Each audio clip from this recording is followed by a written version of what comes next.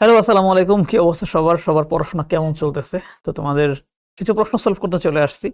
যেগুলো হচ্ছে আমরা আসলে ক্লাসের ভিতরে সব প্রশ্ন সলভ করাইতে পারি না। তবে আমি সবসময় একটা কথা বলি যে প্রশ্নগুলো সব নিজে সলভ করতে হয়। তোমাদের হাতে বই পৌঁছায় গেছে এবং তোমরা এখন বইয়ের কোয়েশ্চেন ব্যাংকটা নিজে যত বেশি সলভ করতে পারবা, তোমার চান্স পাওয়ার পসিবিলিটি তত বেশি বেড়ে যাবে। তারপর আমরা যেহেতু কথা দিয়েছিলাম যে প্রশ্নগুলো আমরা একটু সলভ করে দেব। সো ধরে আজকে হচ্ছে আমরা বাংলাদেশের একটা গুরুত্বপূর্ণ বিভাগ, বিচার বিভাগ, সরকারের যে বিভাগ, এই বিভাগ থেকে এর আগে যে প্রশ্নগুলো এসেছে বিভিন্ন সময় আমরা সেগুলো একটু টুকটাক আলোচনা করবো। একটু দেখো, আমরা একটু দ্রুত যাবো, ঠিক আছে? পারিবারিক আদালত অর্ডিন্যান্স 1985 অনুযায়ী পারিবারিক আদালত কতটি বিচার কার্য সম্পন্ন করতে পারে? মানে পরিবার তারা নিজেরাই হচ্ছে বেশ কিছু সমস্যার সমাধান করে ফেলতে পারে। সো কয়টা সমাধান করতে পারে সেটা আমরা একটু দেখি। এখানে টোটাল এই 1985 সালের অর্ডিন্যান্স অনুযায়ী সব মিলে 5টা সমস্যার সমাধান তারা করতে পারে। 5টা সমস্যা কি কি আমরা দেখি একটু। এক, বিবাহ বিচ্ছেদ সংক্রান্ত যে সমস্যা সেটা। দাম্পত্য সম্পর্ক পুনরুদ্ধার, যে স্বামী স্ত্রীর ভিতরে ঝামেলা বাঁধছে, ও বাসা থেকে চলে গেছে, ওর আবার নিয়ে এসে আবার বাসায় দিয়ে দেওয়া, ঠিক আছে। 3 নম্বর হচ্ছে মোহরানা সংক্রান্ত যে ব্যাপারটা আছে, যে কত টাকা দেনমোহর হবে বা হবে না। 4 নম্বর হচ্ছে ভরণ পোষণ, দায়িত্ব নিচ্ছে কি নিচ্ছে না। 5 নম্বর অভিভাবকত্ব, কার অভিভাবক কে হবে না হবে, এগুলা পরিবারই হচ্ছে ম্যানেজ করতে পারে বলে রাষ্ট্র থেকে বলে দেয়া আছে। সো এই ব্যাপারগুলো কিন্তু পরিবারের ভিতরে চর্চা হয়, আমরা খেয়াল করে দেখেছি। 16263 নম্বরে কল করলে কি ধরনের সেবা পাওয়া যায়? 16263 এইটাতে কল করলে আসলে কি অ্যাম্বুলেন্স পাওয়া যায় নাকি? হ্যাঁ, অ্যাম্বুলেন্স পাওয়া যায়, রাইট। এটাতে কল করলে হচ্ছে অ্যাম্বুলেন্স পাওয়া যায়। এটা হচ্ছে আমাদের একটা একটা জরুরি সেবা টাইপের কিছু আর কি। হ্যাঁ, আবার এটা হচ্ছে স্বাস্থ্য বাতায়ন। জাতীয় জরুরি সেবা হচ্ছে 999। নারী ও শিশু নির্যাতন প্রতিরোধ সেল 109 বা 10921। জাতীয় পরিচয়পত্র 105। কৃষি কল সেন্টার 16123। বাংলাদেশে কত বছর বয়স পর্যন্ত শিশুর কাজ অপরাধ হিসেবে গণ্য হয় না? মানে আমি যদি এখন একটা ভুল কিছু করি, কাউকে গিয়ে মারি, এটা একটা অপরাধ হবে, বাট কত বছরের সন্তানটা, কত বছরের মানুষ, শিশু সেম কাজটা করলে সেটা অপরাধ বলে গণ্য হবে না। সেটা হচ্ছে যদি 9 বছরের কম হয়, 9 বছরের কম কেউ যদি কাউকে গিয়ে মারে, এটা অপরাধী হবে না, কারণ ও কিছু বোঝে না। 9 থেকে 18 ভিতরে যদি করে তাহলে ধরে নেওয়া হবে যে ও অপরাধ করছে, বাট এটা কিশোর অপরাধ, ও না বুঝে করছে এটা। তো ওর সংশোধন হবে, তখন আমার মতো করে শাস্তি হবে না। বাট এটা 18 বছর বেশি যখন আমি করব তখন আমার পূর্ণ শাস্তিটাই হবে। সেটাই হচ্ছে এইটা।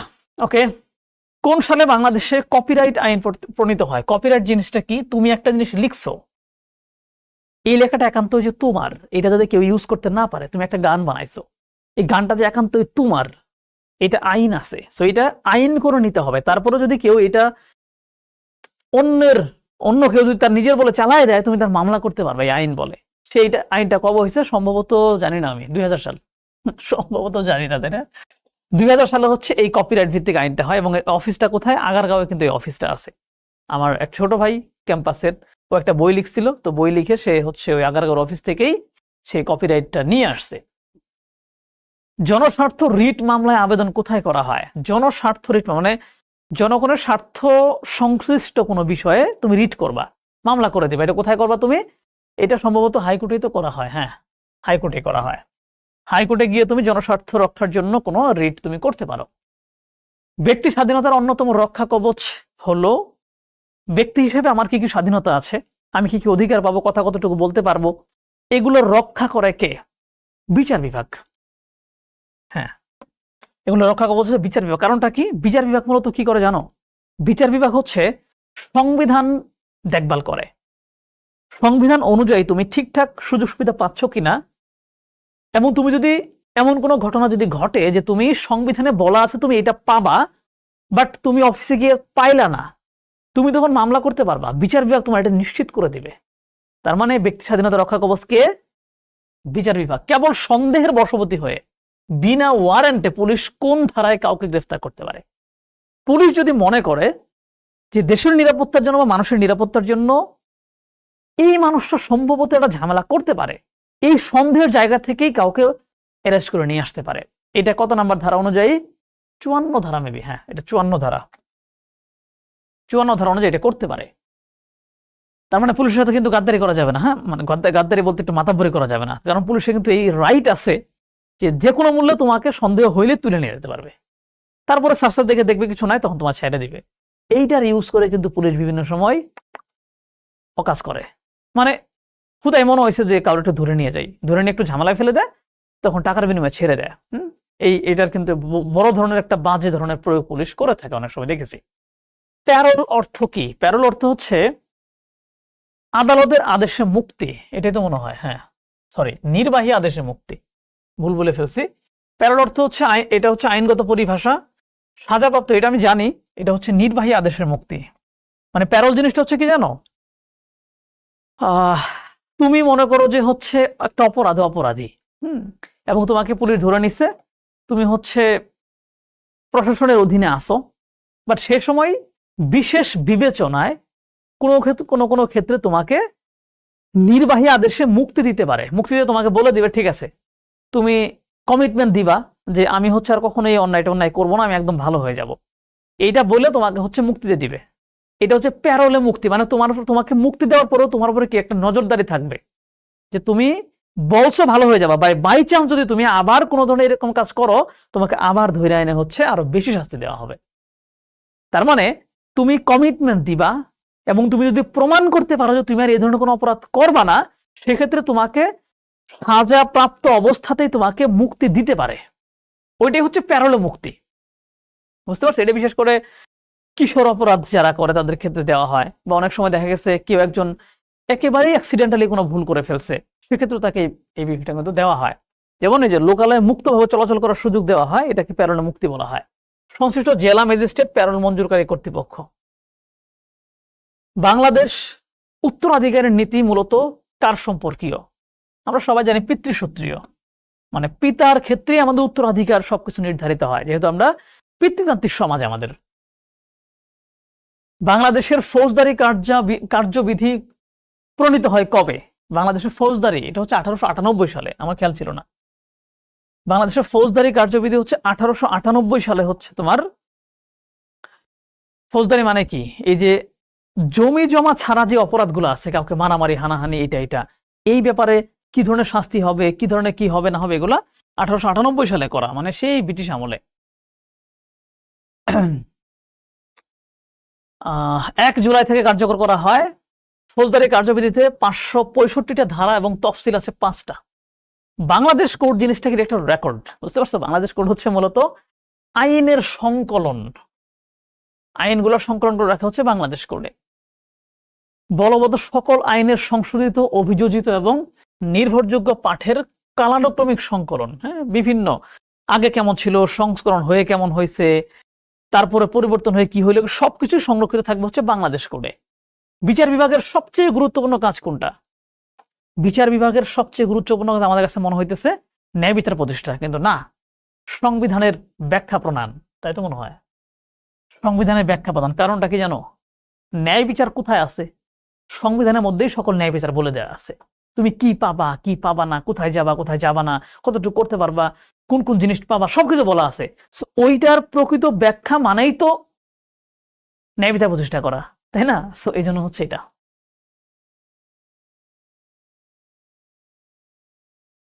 তারপরে হচ্ছে এখানে একটু ব্যাখ্যা আছে, ব্যাখ্যাটা আমরা একটু দেখবো। বাংলাদেশের বিচার বিভাগের সবচেয়ে গুরুত্বপূর্ণ, কারণ একটু কনফিউশন কিন্তু, তাই না? আমি তো বলেই দিলাম। আইন অনুযায়ী ন্যায় বিচার প্রতিষ্ঠা এবং সংবিধানের ব্যাখ্যা প্রদান। বিচার বিভাগ আইন কর্তৃক প্রণীত সকল আইন বিচার করার দায়িত্ব পালন করে। সংবিধান বা অন্য কোনো আইনের সাথে বিরোধপূর্ণ আইন তৈরি হলে বা নির্বাহী বিভাগ আইন বহির্ভূত কাজ করলে তা বাতিল এবং অকার্যকর ঘোষণা করতে পারে। তার মানে দেখো, ন্যায় বিচার প্রতিষ্ঠা করা তার কাজ, বাট এই ন্যায় বিচারটা কিসের সাথে প্রতিষ্ঠা করবে? সংবিধানকে বিবেচনায় নিয়ে প্রতিষ্ঠা করবে। দ্যাটস ওয়াই সংবিধানের ব্যাখ্যাটা এখানে বেশি গুরুত্ব পাইছে। মানুষের চলাচল, আচরণ এবং কর্মকাণ্ডের উপর বিধিনিষেধ বা নিয়ন্ত্রণ আরোপের জন্য জারি করা হয়। তোমার চলাচল, আচরণ এগুলো একটু যদি নিয়ন্ত্রণ করতে হয়, তাহলে জারি করা হয় হচ্ছে 144 ধারা। 144 ধারা জারি করলে একসাথে তুমি মানে বলে দিবে যে এই অঞ্চলে 144 ধারা জারি করা হয়েছে, দ্যাট মিনস তুমি এখানে দলবদ্ধভাবে মুভ করতে পারবা না, অনেক সময় তুমি বাইরেও বেরোতে পারবা না। এগুলো বিভিন্ন সময় আন্দোলন থামানোর জন্য বা ঘটনাগুলো থামানোর জন্য এটা করা হয়। নিম্ন আদালতে বিচারক নিয়োগের কার্যাবলী যে প্রতিষ্ঠানের মাধ্যমে পরিচালিত হয়, বিচারক নিয়োগের ক্ষেত্রে মূলত যারা কাজ করে সেটা হচ্ছে জুডিশিয়াল সার্ভিস কমিশন। মানে বাংলাদেশ জুডিশিয়াল সার্ভিস কমিশন, এরকম বিজেএসসি এই টাইপের। আর নর্মালি প্রশাসনের মানুষজনকে নেয় হচ্ছে BPSC, Bangladesh public service commission. এটা হচ্ছে জেএসসি, পিএসসি, জেএসসি, তাই না, এইচএসসি, এসএসসি সবই। ওকে, বাংলাদেশের সর্বোচ্চ আদালত কোনটা? সুপ্রিম কোর্ট, আমরা জানি তো, এটা হচ্ছে সুপ্রিম কোর্ট। সুপ্রিম কোর্টে হচ্ছে দুইটা ভাগ আছে, একটা হচ্ছে আপিল বিভাগ আর একটা হচ্ছে হাইকোর্ট বিভাগ। হাইকোর্ট বিভাগ থেকে হচ্ছে যদি কোনো আদেশ চলে আসে, সেইটার এগেনস্টে গিয়ে আপিল বিভাগে আর আপিল করা যায় যে আমি এটার বিরোধিতা করছি, আমি আত্মপক্ষ সমর্থন করব, এটা আবার একটু দেখেন, বুঝতে পারছো? যৌতুক দেওয়া এবং নেওয়ার সর্বোচ্চ শাস্তি কি? 5 বছরের কারাদণ্ড। কিন্তু এত কিছুর পরেও সারা দেশে কিন্তু যৌতুক থামে নাই, বরং মানুষ হচ্ছে নিজেরা ইচ্ছা করেও যৌতুক দেওয়ার প্রবণতা তৈরি হয়েছে ইদানিংকালে। বাংলাদেশে দেখা যায় যে কেউ যদি আর্মির চাকরি করে বা পুলিশের চাকরি করে, দেখা গেছে আর্মির চাকরি মাত্রই সে পাইছে, পাওয়ার পরেই বিভিন্ন মেয়ের বাবারা ওই আর্মির চাকরি যে পাইছে তার বাবার পিছে পিছে ঘোরা শুরু করছে, কি আমার মেয়েটাকে বিয়ে দিব আপনার ছেলের সাথে। এই জন্য কি চান আপনারা? আমি জানি না সব এলাকায় আছে কিনা, বাট আমার এলাকায় আছে এটা। এবং 10 লাখ 15 লাখ এইরকম পরিমাণে যৌতুক দিয়ে বিয়ে দেওয়ার জন্য অস্থির থাকে। কোথায় যৌতুক চাইলে যে মামলা করবে, ও নিজেই যৌতুক যেন অস্থির হয়ে যায়, প্রতিযোগিতা চলে কে কার চেয়ে বেশি টাকা দেবে। আমি নিজের চোখের সামনে দেখছি 14 লাখ টাকা নিয়ে বিয়ে করছে একজন। চিন্তা করা যায়, অথচ সে আর্মির একজন সৈনিক। তো যৌতুকের এই আইন থাকা সত্ত্বেও আসলে যারা এটার বিরোধিতা করতো, মানে করার কথা, ওরা এর পক্ষে কাজ করে যাচ্ছে। নিচের কোনটি বাংলাদেশের পারিবারিক আদালতের আওতায় পড়ে না? পারিবারিক আদালতে 5টা জিনিসের কথা বলা হয়েছে, ওই 5টার বাইরে কোনটা আছে এখানে দেখো। নারী ও শিশু পাচার, এইটা একেবারে ন্যাশনাল লেভেলের, ইন্টারন্যাশনাল লেভেলের একটা ঘটনা।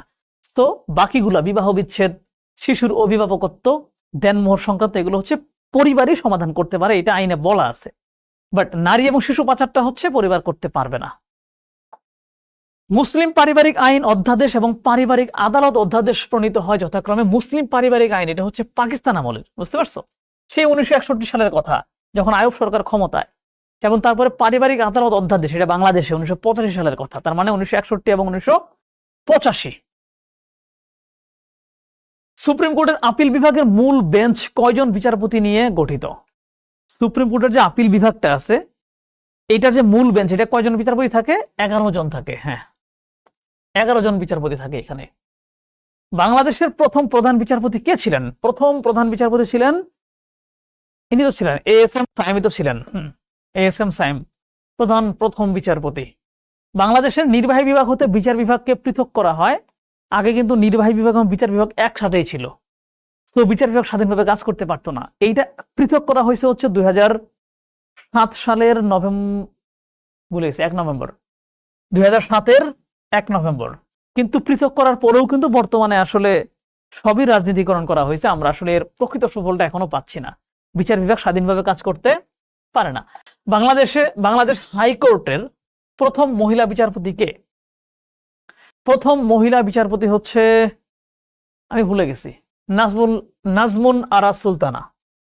প্রথম মহিলা বিচারপতি হচ্ছে নাজমুন আরা সুলতানা। বাংলাদেশের প্রধান বিচারপতি নিয়োগ দেন কে? এটা তো আমরা আগে থেকে দেখে আসছি, পড়ে আসছি। রাষ্ট্রপতি।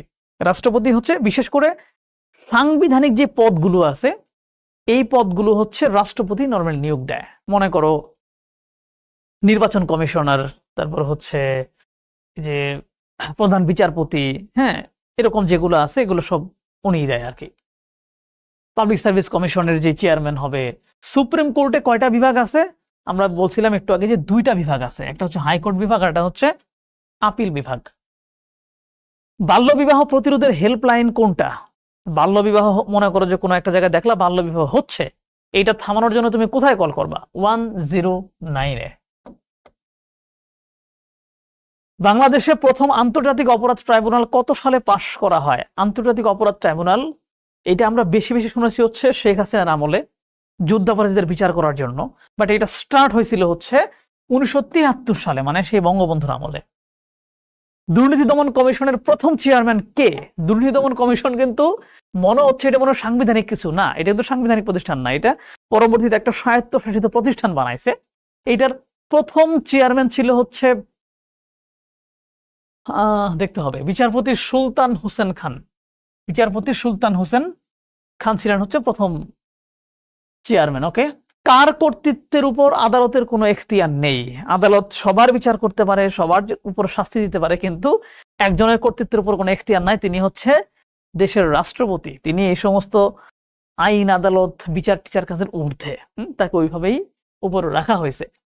সুপ্রিম কোর্টের বিচারপতির অবসরের সময়সীমা কত? এটা আমরা সবাই জানি 67 বছর, তবে এটা বাড়বে নাকি বাড়বে না এটা নিয়ে আলোচনা হচ্ছে।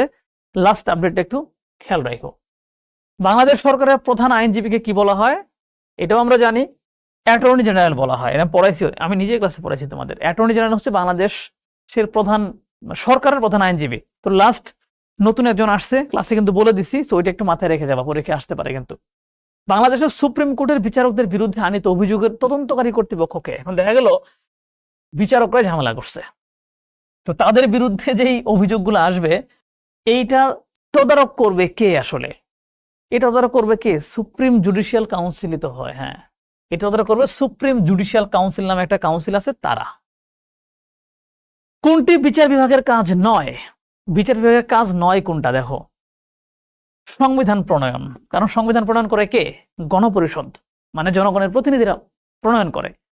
আইনের প্রয়োগ বিচার বিভাগ করে, আইনের ব্যাখ্যাও করে, সংবিধানের ব্যাখ্যাও করে, বাট সংবিধান প্রণয়ন করে না। তথ্য অধিকার আইন কোন সালে চালু হয়? 2009 সালে তো হওয়ার কথা, 2009 সাল। তথ্য অধিকার আইন 2009 সালে করা হয়। আইন ও সালিশ কেন্দ্র কি ধরনের সংস্থা? আইন ও সালিশ একটা মানবাধিকার টাইপের সংস্থা, তাই না? জানে, হ্যাঁ, মানবাধিকার টাইপের সংস্থা, যারা হচ্ছে মানুষের অধিকার রক্ষার জন্য কাজ করে, ছোটখাটো বিষয়গুলো সেটা আইনি সহায়তা প্রদান করে, একেবারে গ্রাম পর্যায়ে গিয়ে। শেষ, জোস। ওকে, তার মানে হচ্ছে আমরা দেখলাম যে বিচার বিভাগ সংক্রান্ত বিভিন্ন প্রশ্ন কি কি এসেছিল। আমি আবার লাস্টে বলে যাচ্ছি, প্রশ্ন ব্যাংক হাতে পেয়ে গেছো, প্রশ্ন ব্যাংকের সকল প্রশ্ন সমাধান করতে হবে, ঠিক আছে? এবং এর বাইরেও যদি কোনো প্রশ্ন কোথাও সলভ করার সুযোগ পাও, সেটাও সলভ করে নিবা, ঠিক আছে? বাই, পরে দেখা হচ্ছে।